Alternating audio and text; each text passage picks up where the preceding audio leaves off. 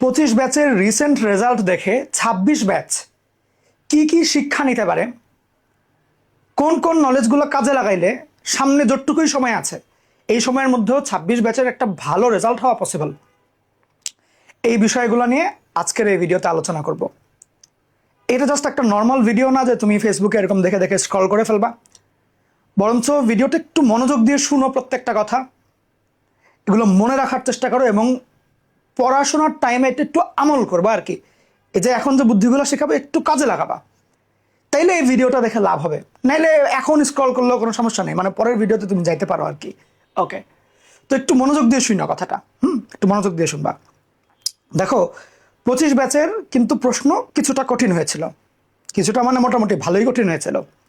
পরীক্ষা যখন হচ্ছে তখনই একটা নাড়া পড়ে গেছিল, যাই হ্যাঁ প্রশ্ন কেন এমন হচ্ছে, ঠিক। তারপরেও কিন্তু অনেকেই যারা নাকি প্রি টেস্ট টেস্টে খুব একটা ভালো করতে পারে নাই, অথচ ওরা ইন্টার এইচএসসি পরীক্ষাতে সায়েন্সের গুলাতে 180 190 ঘরে পেয়ে গেছে। তো এখান থেকে কি বুঝলো আসলে? দুইটা তো উল্টা কথা হয়ে গেল। প্রশ্ন কঠিন হয়েছে, অনেক মানুষ খারাপ রেজাল্ট করেছে, আবার বেশ অনেকে ছিল যারা নাকি ভালো রেজাল্ট করলো। তাহলে ভালো রেজাল্ট করলো কেমন ওরা যারা ভালো করেছে? এইখানে একটা থিন মার্জিন আছে, একটা বিষয় আছে এখানে। বিষয়টা এরকম যে দেখো, সায়েন্সের সাবজেক্ট যেগুলা সেগুলোতে তো 8টা করে সিকিউ হয়, মানে 8টা প্রশ্ন আসে, সৃজনশীল প্রশ্ন, তাই না? তো এর মধ্যে প্রশ্ন যেগুলো আমরা কঠিন বলছি, দেখা গেছে যে 8টার মধ্যে 3টা অথবা 4টা সৃজনশীলই কঠিন, বাজে প্রশ্ন হয়েছে আর কি। কমন যেগুলো আসে সেগুলো না, একটু ঘুরাই দিয়েছে, বা পুরো 10 নাম্বারই কঠিন না করে হয়তো বা 4 নাম্বার বা 6 নাম্বার কঠিন করেছে, মানে এরকম আর কি। তো যারা নাকি ভালো করলো তারা ওগুলো উত্তর করেনি, ওকে, ওই কঠিনগুলো উত্তর করেনি। এখন কথা হচ্ছে ভাই, তাহলে যারা খারাপ করলো তারা ওই কঠিন প্রশ্নগুলো বাদ দিত। এইখানেই সমস্যাটা। মানে গত বছর যেটা হয়েছে যে অনেকেই অনেক অধ্যায়ে বাদ দিয়ে গেছে, সিলেবাস তো শর্ট ছিল, এর উপরে জিনিসটাকে আরো নিজেরা শর্ট করে ফেলেছে। মনে করো 8টা অধ্যায়ে বা ধরো ম্যাথে ফার্স্ট পেপারে 6টা অধ্যায় আছে, এর মধ্যে আরো 2টা কঠিন বাদ। বুঝছো জিনিসটা এরকম আর কি, সব সাবজেক্ট থেকে কিছু না কিছু বাদ দিয়ে গেছে। এখন যেগুলো কঠিন অধ্যায় ওগুলোর থেকে আসছে রেগুলার প্রশ্ন, আর যেগুলো সহজ অধ্যায় ছিল ওগুলোকে পেঁচাইছে। তো একদম মানে মাঠে মারা অবস্থা, বুঝছো? যেগুলা পড়ে গেছে সেগুলোর থেকে প্রশ্ন আসছে কঠিন, যেগুলো পড়ে নেই সেগুলোর থেকে প্রশ্ন আসছে সহজ। এইটা একটা বড় স্টুডেন্ট কমিউনিটিতে, মানে বড় সংখ্যক স্টুডেন্টের ক্ষেত্রে এটা ঘটেছে আর কি, বুঝছো? তো এখান থেকে তোমরা যেটা শিক্ষা নিতে পারো সেটা হচ্ছে কোনো অধ্যায় বাদ দেওয়া উচিত না, কোনোটাই না। আমাকে রিসেন্টলি যে 2-3 দিন আগে একটা বাচ্চা তোমাদের ব্যাচে জিজ্ঞেস করছিল যে ভাইয়া আমি ম্যাথে চাচ্ছি যে 8টা অধ্যায় পড়বো, 2টা বাদ দিতে চাই, কোনটা কোনটা বাদ দেওয়া যায় ম্যাথ ফার্স্ট পেপারে? তো কথা হচ্ছে ভাই, তুমি ওই যে 2টা বাদ দিবা, ওই 2টা বাদ দিবা কেন? তোমার হাতে আরো 6 মাস বাকি, বাদ দেওয়ার প্রশ্ন আসবে কেন এখন? বিষয়টা বুঝতে পারছো? সো বাদ দিবাই না, কোনো অধ্যায় বাদ দিবা না। যতটুকুই আছে সিলেবাস তোমাদের তো ফুল, পুরোটাই পড়বা। অন্তত পক্ষে ইম্পর্টেন্ট টপিকগুলোয় ভালো দক্ষতা নিয়ে যাবা, বুঝছো? সব অধ্যায়ই পড়বা, কোনো অধ্যায় বাদ দিবা না। এমন হয়ে যাবে না যে 8টার মধ্যে 8টা সিকিউ মানে আকাশ থেকে নিয়ে আসছে, আজগুবি কেউ দেখে না, এরকম হবে না ইনশাল্লাহ। হইতে পারে 2টা 3টা সিকিউ 4টা সিকিউ কঠিন করলো, বাট বাকি সিকিউ গুলো দিয়ে তুমি পার পেয়ে যাবা।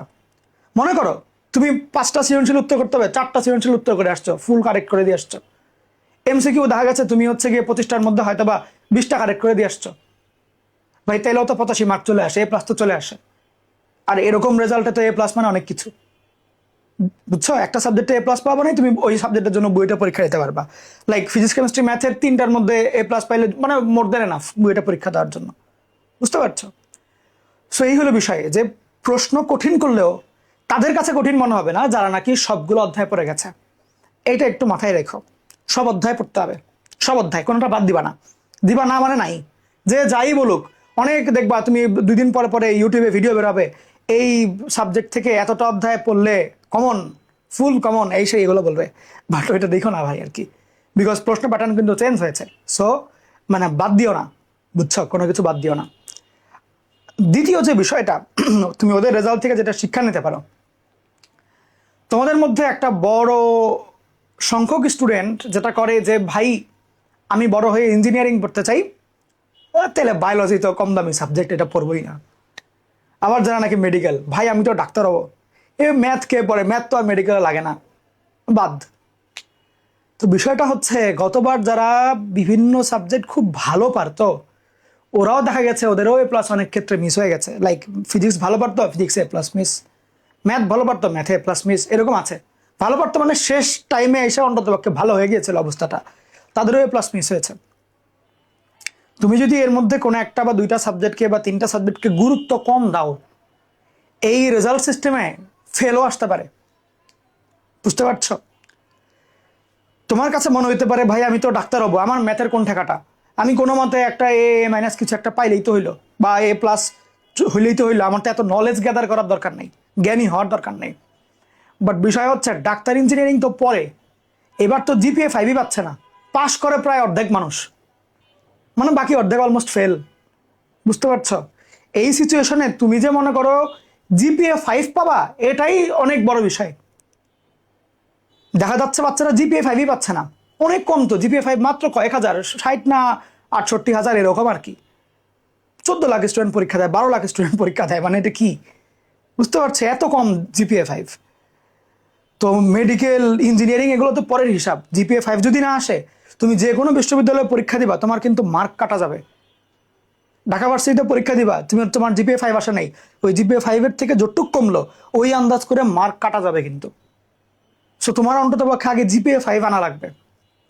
তুমি যদি এখন একটা সাবজেক্টকে উপেক্ষা করো, অ্যাভয়েড করো, ইগনোর করো, সেই ক্ষেত্রে কিন্তু মানে জিপিএ 5 নিয়ে টানাটানি, ইভেন পাস নিয়েও টানাটানি হইতে পারে।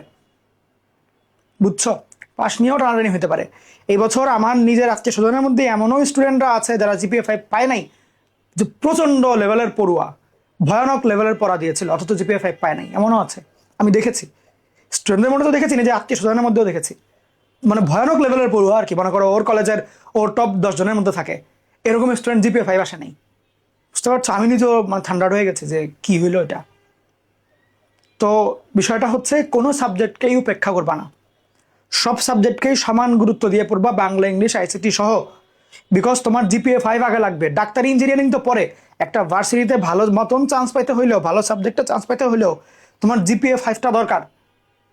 কারো যদি মার্ক, ওভারঅল মার্ক কমও থাকে, কিন্তু তার কোনো না কোনো সিস্টেমে মোটামুটি এমনভাবে এ প্লাস আসছে যে জিপিএ 5 হয়ে গেছে, সে কিন্তু ভর্তি পরীক্ষায় তোমার চেয়ে আগায় থাকলো। ওর হয়তো বা মার্ক কম আসছে, তুমি ম্যাথে পেয়েছো 95, ফিজিক্সে পেয়েছো 95, কেমিস্ট্রিতে পেয়েছো মনে করো 75, তোমার অবস্থা যা। আরেকটা ছেলে ম্যাথে পেয়েছে 82, কেমিস্ট্রিতে 82, ফিজিক্সেও 80, ও তোমার চেয়ে আগায় গেল গিয়ে। মার্ক কিন্তু টোটাল মার্ক ওর অনেক কম তোমার চেয়ে, বাট ও আগায় গেল তোমার চেয়ে, কারণ কি গ্রেড আগায় গেছে। বুঝছো? সো গ্রেডটা উঠানোর চেষ্টা করো এখন। জাস্ট মানে এই বছর কিন্তু আমার মনে হয় না বুয়েট এরকম 90-93 চাবে। 22 ব্যাচে খুব সম্ভবত বুটেক্স চেয়েছিল 96, এই বছর এটা ধারে কাছেও চাবে না, জানা কথা। বিকজ সবারই পরীক্ষা খারাপ হয়েছে, বাচ্চাদের তো পরীক্ষা নেওয়া লাগবে নাকি। তো বিষয়টা এরকম যে এখন মার্ক নিয়ে অত ওরা চিন্তা করবে না, এরকম ক্ষেত্রে ওরা চিন্তা করবে গ্রেড নিয়ে। সো গ্রেড উঠানোর চেষ্টা করো, গ্রেড উঠানোর চেষ্টা করো, এবং চেষ্টা করো তাদের অন্ততপক্ষে জিপিএ 5 থাকে। তারপরে তুমি যত ভালো মার্ক পাইতে পারো উঠানো মানে উঠানোর চেষ্টা করো আর কি। ওকে। আর আরেকটা বিষয় হচ্ছে, এই যে সামনে যতটুকুই সময় বাকি, এই যে 5-6 মাস বাকি তোমাদের, সত্যি কথা বলতে এই 5-6 মাস যথেষ্ট সময়, যথেষ্ট একটা ভালো রেজাল্ট করার জন্য। মানে যে কোনো স্টুডেন্ট যদি 5-6 মাস মন দিয়ে খাটে, ভাই জিপিএ 5 চলে আসে অন্তত পক্ষে। মানে কিচ্ছু পড়ো নাই, ফেল করে আসছো কলেজে, অনেক অনেক সাবজেক্টে ফেল করেছো, একটা দুইটা না, মনে করো 4-5টা করে সাবজেক্টে তুমি ফেল করো। নেক্সট যে 6 মাস, লাস্ট 6 মাস যদি মানে ফুল টাইম খাটতে পারো, দিনে 12 ঘন্টা 14 ঘন্টা, মানে ঘুম, নামাজ, গোসল, খাওয়া দাওয়া এগুলো বাদে বাকি ফুল টাইম যদি পড়তে পারো, ভাই জিপিএ 5 তো চলে আসবে, এটা মোটামুটি মানে বলাই যায়। তুমি যদি সুস্থ মানুষ হয়ে থাকো আর কি, জিপিএ 5 চলে আসবে, এটুক তুমি বলতে পারো। ওকে। আর যারা নাকি একটু ভালো স্টুডেন্ট, যারা নাকি একটু জানে, হয়তো এতদিন পরে নাই, বাট মানে বেসিক ক্লিয়ার আছে, দখল আছে, মোটামুটি পড়ুয়া, পড়তে জানে, হ্যাঁ, ওদের দেখা যাবে যে গোল্ডেন চলে আসবে, একদম টপ রেজাল্ট চলে আসতে পারে এই লাস্ট 6-7 মাস পরেও। পসিবল, এটা পসিবল, এটা কোনো রকেট সায়েন্স না। ইভেন বলা যায় যে সবাই আসলে শেষ 6-7 মাসই পড়ে মেইনলি, বাকি টাইম পরে টুকটাক কলেজের সাথে আগায়। মেইন যে পড়াটা, নিজের আগ্রহে যে পড়াটা, এটা লাস্টের দিকেই পড়ে। এই প্রি টেস্ট টেস্ট এরকম টাইমেই ভালো করে সবাই পড়া শুরু করে, মানে গরজ, নিজের গরজে আর কি। সো লাস্ট 6টা মাস পড়লে অনেক ভালো মতন পড়াশোনা করা যায়, বুঝছো? তো এইটা একটু খেয়াল রাখো যে শেষ টাইমটা, এই টাইমটা একটা গোল্ডেন পিরিয়ড, এইটা ভুলেও নষ্ট করো না। ওকে, তোমাদের মধ্যে অনেকেই এত জিজ্ঞেস করো যে ভাই একাডেমিক ব্যাচে এতগুলা লেকচার, মেইন বইয়ে এত পড়া, এত এত অধ্যায়, এত ফুল সিলেবাস, কেমনে কি করব? তারা কিন্তু চাইলে আমাদের পাওয়ার প্লে কোর্সটা দেখতে পারো। এই কোর্সে আমরা যেই অধ্যায়ই ধরবো একদম গোড়ার থেকে শুরু করা হবে, এবং এইচএসসিতে একদম ফুল মার্ক পাওয়ার জন্য যা কিছু পড়ানো লাগে আমরা আমাদের সাইড থেকে ফুলটাই তোমাদেরকে দেবো ইনশাল্লাহ। অর্থাৎ আগে যদি কোনো অধ্যায় পড়া নাও থাকে, তুমি যদি পাওয়ার প্লের ক্লাসগুলো করো, তোমার ইনশাল্লাহ যথেষ্ট, বুঝছো? ইভেন অনেকেই এমন আছে, অনেকে এরকম হয়ে ভর্তি হয়ে গেছে অলরেডি। আমাদের ক্লাস তো নভেম্বরে শুরু হবে। বাচ্চারা যেটা করছে যে অলরেডি আর্কাইভ থেকে গত বছরের যেগুলো পড়াইছিলাম এগুলো শুরু করে দিয়েছে। শর্ট সিলেবাস তো অলরেডি দেওয়া আছে, শুরু করে দিয়েছে। এতে করে দেখা যাবে যে ওই যে বাকিরা যারা নাকি নভেম্বরে শুরু করবে, তাদের চাইতে যে এরা যারা আর্কাইভ শুরু করে দিয়েছে ওরা আগায় গেল, বুঝছো? তুমি কিভাবে বাকিদের চাইতে আগাবা এটা কিন্তু তোমাকেই ডিসাইড করতে হবে। আমরা হয়তো বা হেল্প করতে পারি, বাট তুমি বর্তমানে যেই এডুকেশন সিস্টেমে আছো এইটা কিন্তু একটা প্রতিযোগিতার মধ্যে আছো, প্রচণ্ড বড় প্রতিযোগিতা। সবাই চায় এইচএসসিতে গোল্ডেন পাবে, সবাই চায় জিপিএ 5 আসুক, সবাই চায় একদম ভালো ভার্সিটি চান্স পাবে, সবাই চায় ভালো ভার্সিটির ভালো ডিপার্টমেন্টে চান্স পাবে, মানে এটা সবাই চায়। যে পড়াশোনা করে না ও চায় টপ ভার্সিটির টপ সাবজেক্ট, যে পড়ে ও চায় টপ ভার্সিটির টপ সাবজেক্ট, বুঝতে পারছো? সবারই আকাঙ্ক্ষা ওই চাঁদ, সবাই চাঁদে হাত দিতে চায়। সো সবাই আসলে একটা কম্পিটিশনের মধ্যে পড়ে গেছে। অন্যান্য যেগুলো কান্ট্রি ওগুলোতে কিন্তু সবাই সব কিছু করতে চায় না, পড়াশোনা করে মোটমাট টুকটাক পড়াশোনা করে, বাট সবাই যে একদম টপ ভার্সিটির টপ সাবজেক্টে পড়তে চায় জিনিসটা এমন না। বাট বাংলাদেশে হচ্ছে সবাই টপ ভার্সিটি চায়, টপ সাবজেক্ট চায়, অনেক মানে মেজরিটি এটা চায়। পড়বো না এটা অনেকে কম বলে, কিন্তু পড়ে না, ঠিক। সো তোমার যেহেতু টার্গেট ভালো ভার্সিটি, টার্গেট ভালো সাবজেক্ট, সেই ক্ষেত্রে মানে তুমি বাসি ফু দেওয়ার জন্য অপেক্ষা করো না যে বাসি ফু দিলে দৌড় শুরু করবো, নাইলে দৌড় প্রতিযোগিতায় আমি শুরু করবো না। সবাই কিন্তু অলরেডি প্রতিযোগিতায় দৌড়াচ্ছে, বাসি ফুয়ের জন্য অপেক্ষা করছে না। সময়টাকে কাজে লাগাও আর কি, বুঝছো? যত্ন করে আগাও। এই যে ভিডিওটা যারা নাকি এখন পর্যন্ত দেখলা, অনেক কথাই হয়তো বা ভুলে গেছো, ভিডিওটা একটু পজ করে একটু মনে করার চেষ্টা করো আমি কি কি কথা বললাম।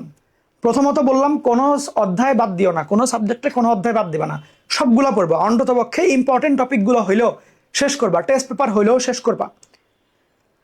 শর্টের বাইরের অধ্যায়গুলা ওগুলোর জন্য সাপ্লিমেন্টগুলো দেখতে পারো। ওকে, ইম্পর্টেন্ট অধ্যায়গুলো হইলেও শেষ করবে, 1 নাম্বার পয়েন্ট। দ্বিতীয় পয়েন্ট যেটা, সেটা হচ্ছে গিয়ে কোনো সাবজেক্টকে কম গুরুত্ব দিবা না, সবগুলো সাবজেক্টকে সমান গুরুত্ব দিবা। 3 নাম্বার পয়েন্ট, সময় কমে আসছে এইভাবে হতাশ হয়ে বসে থাকবা না। লাস্টে যতটুক 5-6 মাস বাকি আছে এটা দিয়ে জিপিএ 5 তো কিচ্ছু না, মানে গোল্ডেন পাওয়া কোনো বিষয় না, ভালো রেজাল্ট করা সম্ভব। সো এগুলো কাজে লাগাও। ওকে, আর 4 নাম্বার পয়েন্ট যেটা, যে বাসি ফুয়ের জন্য অপেক্ষা করো না, বাসি ফুয়ের জন্য অপেক্ষা করো না, যেখান থেকে পারো নলেজ গ্যাদার করে প্র্যাকটিস শুরু করো।